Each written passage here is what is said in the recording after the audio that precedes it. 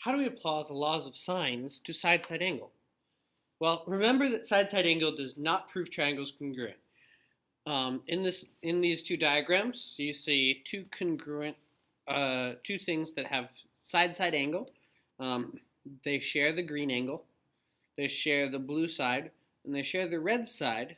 Those are all congruent sides and angles, but depending on whether you make it an obtuse angle here or an acute angle here, you can get two different results. So these are two triangles that make side-side angle true, but are not congruent triangles.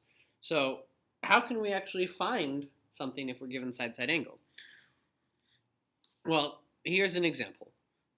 We have triangle RST. We know that measure of the angle, that measure of the side, and that measure of the side. So R is across from R.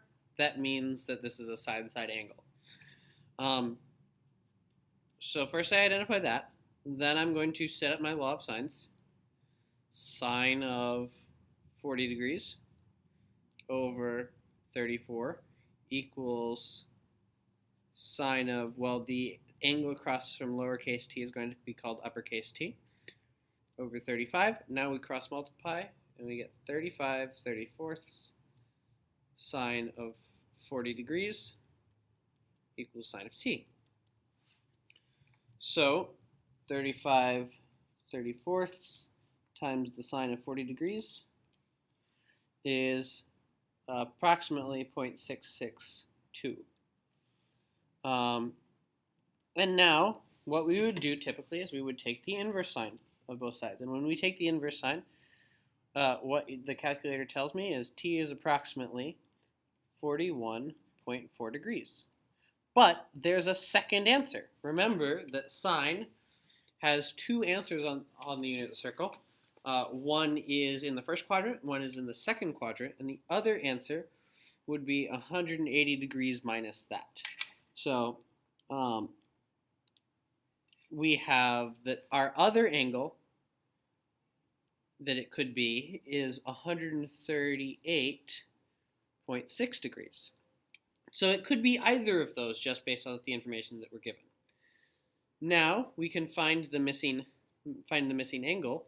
So if we have 41.4 and 40 as our original angles, then the third angle is going to be 81.4, so that's 98.6 degrees. Or we could, if we add these two together, we have 178.6, so that would leave us 1.4 degrees as the missing angle. Small, but possible. So we have to continue with both of these, since either of them could be a possibility. So these are going to be our options for our missing angle, which is S. Lastly, we can find side length S by applying our law of sines again. So sine of 40 over 34 equals sine of, let me use the 1.4 degrees over lowercase s, and that will give us, S is approximately, let's see, 34 times sine of 1.4 degrees divided by sine of 40 degrees. 1.3 is the value there.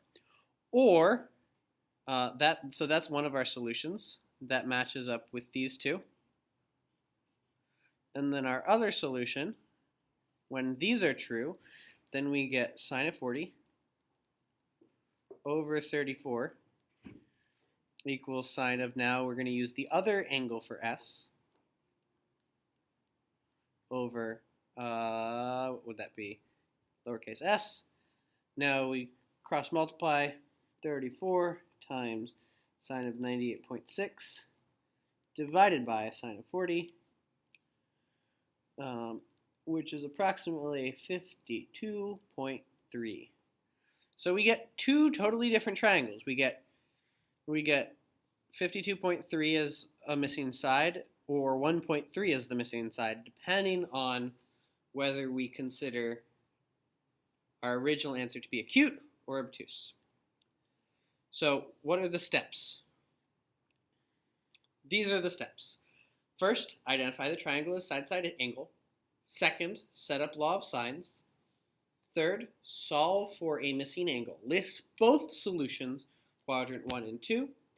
Use the triangle angle sum theorem to find the third angles, and then eliminate false triangles. So what I mean by that is, if we end up getting, from a triangle angle sum theorem, we get something like -3 degrees, then we know that that's not going to be an actual triangle that we're dealing with. We can have negative angles, but not in a triangle. All right, I'm going to give you another video in a moment with more examples.